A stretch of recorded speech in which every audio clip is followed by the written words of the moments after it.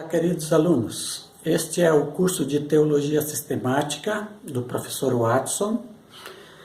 Eu já tive a oportunidade de dar o módulo de número 8, módulo que eu iniciei, e que tratou da pessoa do Senhor Jesus Cristo. Agora estou começando o módulo de número 9, que trata da obra de Cristo, aquilo que Cristo fez. E esta é a primeira aula, que trata do ministério terreno do Senhor Jesus Cristo. O Novo Testamento não fala apenas da pessoa de Cristo, mas fala também da sua obra, é o conjunto pessoa-obra. E a obra dele é muito importante ser estudada, porque foi o motivo pelo qual ele se encarnou. O Deus Filho desceu do céu, tornou-se também humano em Jesus Cristo, e aí começa a sua grande obra. Ele tinha um objetivo ao vir a este mundo. Ele mesmo disse: o Filho do Homem veio para buscar e salvar o que se havia perdido. Assim é que é muito importante estudar a obra de Jesus Cristo. Muitas vezes as pessoas criam nele depois de ver algum milagre, ouvir algumas palavras que ele realizava. Então, a obra que ele faz determina também a fé que as pessoas vão ter nele. Alguns, os que creem. João mesmo diz: todas estas coisas foram escritas para que creiais que Jesus é o Cristo. Então, a obra, o que ele fez, é muito importante para autenticar o seu desejo de ser seguido, adorado. E os seus atos, especialmente a sua morte e a sua ressurreição, mostram quem de fato Jesus é. E mostram que ele é o Deus homem que esteve aqui entre nós. Então seja bem-vindo a esse curso que vai tratar neste módulo da obra que o Senhor Jesus Cristo realizou. Vamos lá. Eu começo falando do ministério terreno de Jesus. O que ele fez quando esteve aqui na terra, seu ministério terreno. Digo que Jesus viveu quase 30 anos em silêncio. Nós temos textos em Mateus e Lucas que falam do seu nascimento. Depois, em Lucas, é o único evangelista, nós temos um texto no qual se diz que aos 12 anos ele foi ao templo, e 2 versículos apenas que diz que nesse período, até os 30 anos, Jesus cresceu em estatura, graça e sabedoria diante de Deus e dos homens. Então, Jesus viveu quase 30 anos de sua vida num quase silêncio dos evangelhos. E é importante que a gente diga o seguinte: há muitos livros apócrifos. Livros apócrifos são os livros não canônicos, não reconhecidos pela igreja. Há muitos livros apócrifos que falam de fatos da infância de Jesus, fatos da sua adolescência e juventude. Todos esses livros foram rejeitados pela igreja porque não tinha nenhuma base naquilo que os apóstolos, naquilo que as pessoas que conviveram com Jesus, as testemunhas oculares, viram, ouviram, presenciaram. Então, são fatos falsos acerca de Jesus.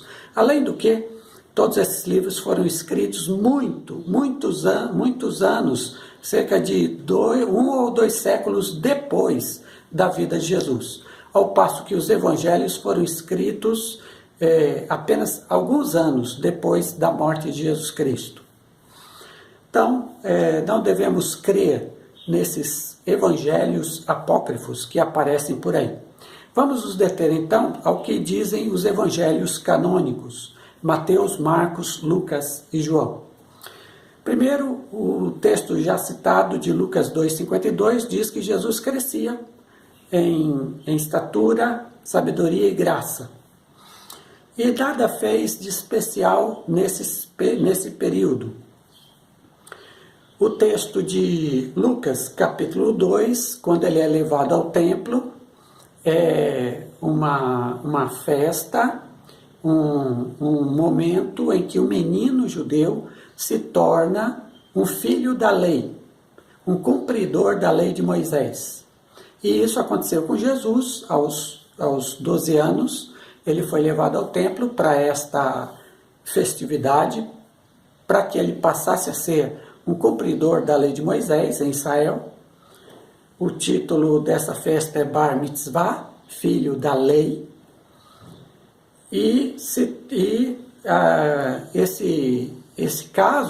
Nesse caso, nós observamos o seguinte: primeiro, ele já conhece muito bem todo o Antigo Testamento, os 12 anos, a ponto de confundir os doutores da lei, homens que viviam para estudar a lei de Moisés.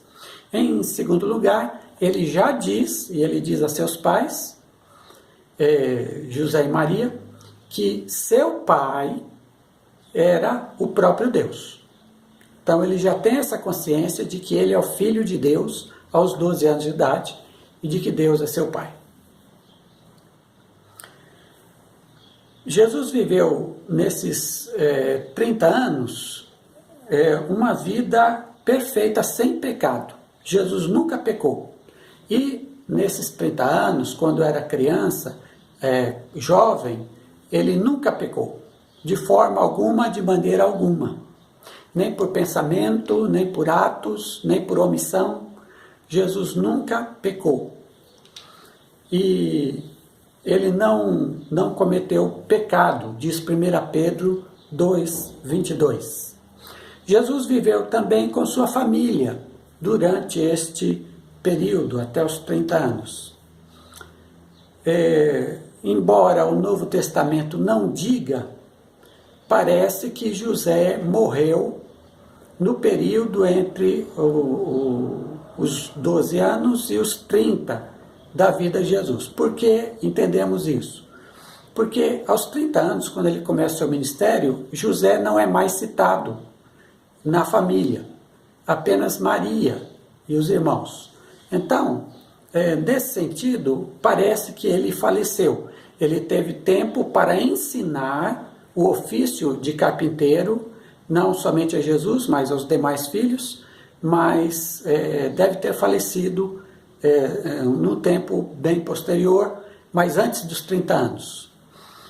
E ao dizermos que Jesus viveu com sua família, aí entramos numa questão de interpretações diferentes, entendimentos diferentes acerca da família de Jesus.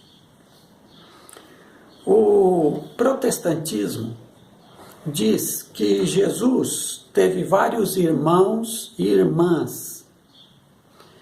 E esses irmãos e irmãs eram filhos do ajuntamento de José e Maria. Então Maria, virgem, teve Jesus primeiro, para cumprir tudo aquilo que a Escritura dizia. E depois ela se ajuntou com José, seu marido, e tiveram uma vida conjugal normal, tendo inclusive muitos outros filhos. Então Jesus tinha irmãos, meio-irmãos, na sua família, tendo em vista que ele era filho apenas de Maria, não de José. O protestantismo se baseia em alguns textos, tais como Mateus 1, 24 e 25, que diz assim: José recebeu sua mulher, mas não a conheceu na intimidade, enquanto ela não deu à luz um filho, e deu-lhe o nome de Jesus. Veja, José não conheceu Maria sexualmente até que ela deu à luz ao filho primogênito, que é Jesus. A partir daí, ele teve relações com ela, tiveram filhos normal, como uma família normal. Essa é a visão protestante. A visão católica, sim, e outro texto, está em Marcos capítulo 6, versículo 3. Eu vou ler. Este não é o carpinteiro, filho de Maria, irmão de Tiago, de José, de Judas e de Simão? E suas irmãs não estão aqui entre nós? Isso é o povo de Nazaré falando a respeito de Jesus. Não é este o filho de... o carpinteiro, filho de Maria? Irmão destas pessoas aqui, Tiago, José, etc. O texto diz que eles são irmãos. A palavra no Novo Testamento é adelphos, que é a palavra usada para irmão, dentro de uma família. Desta forma, o protestantismo entende que Jesus teve vários irmãos e irmãs. A Igreja Católica interpreta diferente, pensa diferente do protestantismo. Ela diz que Maria foi virgem quando teve Jesus, mesmo ele nascendo, o nascimento foi milagroso, ela permaneceu virgem, mesmo após o nascimento de Jesus, e diz que ela continuou virgem até o final da sua vida, quando ela foi levada para o céu, sem provar a morte. Então, nesse caso, ela nunca se ajuntou com José, e Jesus foi o filho único desse casal aqui. A Igreja Católica se baseia, em termos bíblicos, no texto de João 19, 26 a 27, quando Jesus está pregado na cruz, e está diante dele a sua mãe e João, o apóstolo amado. Vendo Jesus a sua mãe, e junto dela o discípulo amado, disse: Mulher, eis aí o seu filho. Depois disse ao discípulo: Eis aí a sua mãe. Dessa hora em diante o discípulo a tomou para casa. Então parece dar a entender que Jesus era o filho único, e quando ele estava morrendo, ele deu a João a incumbência de cuidar de sua mãe, e deu também João a sua mãe para que ela o cuidasse como filho no lugar dele. Então a ideia que passa é de que Jesus seria filho único e não haveriam outros irmãos, porque se houvesse outros irmãos, por que Jesus ia dizer para João cuidar dela? Tendo tão poucos textos bíblicos a ver com a família de Jesus, a questão é de se perguntar como é que nós temos visões tão diferentes entre o protestantismo e o catolicismo. E a resposta para isso é a seguinte: o protestantismo baseia-se apenas na Bíblia. Ela tem a Bíblia como a única fonte de inspiração de Deus para o homem. O catolicismo, além da Bíblia, tem também a tradição da sua própria igreja, que tem 2000 anos de tradição. E a Igreja Católica, então, muitas vezes, além de usar a Bíblia, também tem a tradição como fonte, e usa muita tradição para explicar as Escrituras e para entender as Escrituras. E todas essas questões acerca de Maria, que não estão na Bíblia especificamente, são retiradas da tradição. Por isso que há uma divergência tão grande de entendimento entre um e outro. Jesus aprendeu o ofício de carpinteiro de seu pai e o exerceu plenamente. Quando seu pai morreu, ele, como filho mais velho, assumiu a liderança de sua casa, provendo o sustento e orientando também seus irmãos. E dessa forma exerceu esse ministério até os 30 anos de idade. Deixe-me dizer uma coisa importante aqui. A maior parte de sua vida, Jesus viveu uma vida comum a todos os homens. Cresceu, cuidou da sua família, viveu em família, trabalhou e fez o bem. Procurou fazer aquilo que era correto. Ninguém sabia quem ele era. Observe, Deus quer abençoar a nossa vida como ela é, no seu comum. Quando eu e você trabalhamos, cuidamos da família, amamos a família, temos amigos, viajamos nas férias, e temos essa vida do dia a dia nos preocupando, cuidando também da sociedade, votando. Quando fazemos isso, nós fazemos exatamente aquilo que Deus deseja para nós. Deus nos propôs esta vida para vivermos, e esta vida é importante, esta vida tem valor. Veja, o Filho de Deus passou 30 anos agindo como um homem comum e normal, igual a nós, e valorizou isso. Isso teve valor para Jesus. Foram anos de vivência e de aprendizado. Portanto, viver a sua vida de uma forma honesta, simples, valorosa, é importante para você, para a sua família. Esse é o exemplo que Jesus nos dá nesses 30 anos. Jesus teve 3 anos de ministério público. Por que sabemos que são 3 anos? Primeiro, porque o texto diz, Lucas 3:23 diz assim: ora, Jesus tinha cerca de 30 anos quando começou o seu ministério. Ministério é a sua obra, o seu trabalho na terra de salvação. E é por 3 anos, porque 3 vezes o Evangelho de João diz que ele subiu a Jerusalém para celebrar a festa da Páscoa. A festa da Páscoa é anual, na última, inclusive, ele foi morto. A festa da Páscoa é anual. Se ele subiu 3 vezes, então 3 anos de ministério. João quem nos informa isso. O ministério de Jesus, ele é dividido basicamente em 2 partes. A primeira parte, Jesus realiza curas, Jesus realiza ações, expulsa demônios, se torna uma pessoa muito famosa, ensina, se torna um mestre. Na segunda parte, Jesus se dedica mais aos apóstolos. Ele escolheu os apóstolos na primeira parte, andaram com ele, viram tudo, mas ele se dedica mais aos apóstolos. E o divisor do ministério de Jesus, o que divide em 2 partes, é a experiência de Mateus 16, 13 a 20, que eu leio agora. Indo Jesus para a região de Cesareia de Filipe, perguntou a seus discípulos: quem os outros dizem que é o Filho do Homem? E eles responderam: uns dizem que é João Batista, outros dizem que é Elias, e outros dizem que é Jeremias ou um dos profetas. Ao que Jesus perguntou: e vocês, quem dizem que eu sou? Respondendo Simão, Pedro disse: tu és o Cristo, o Filho do Deus vivo.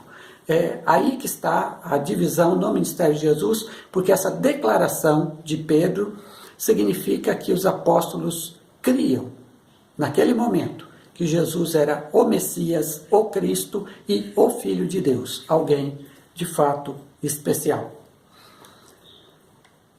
O ministério de Jesus é dirigido ao povo de Israel. Por quê? Esse era o povo da aliança do Antigo Testamento. Jesus é israelita, ele é judeu. E a sua primeira pregação, esse ministério, é dirigido ao povo de Israel. Leio aqui um texto que confirma isso.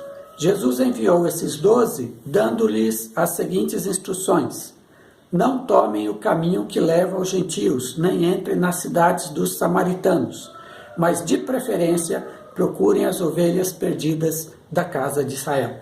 Jesus ministrou a Israel no seu ministério por conta da aliança do Antigo Testamento. Mas, ao mesmo tempo, em alguns momentos ele também ele também ministra aos gentios, como foi o caso dos gadarenos, daquele rapaz que ele expulsou demônios, daquela mulher cananeia, Cirofenícia, que ele expulsou o demônio da filha dela. Então, em alguns outros momentos, ele também trabalha para os gentios, mas no seu ministério para o povo de Israel. Agora, depois que ele ressuscita, não.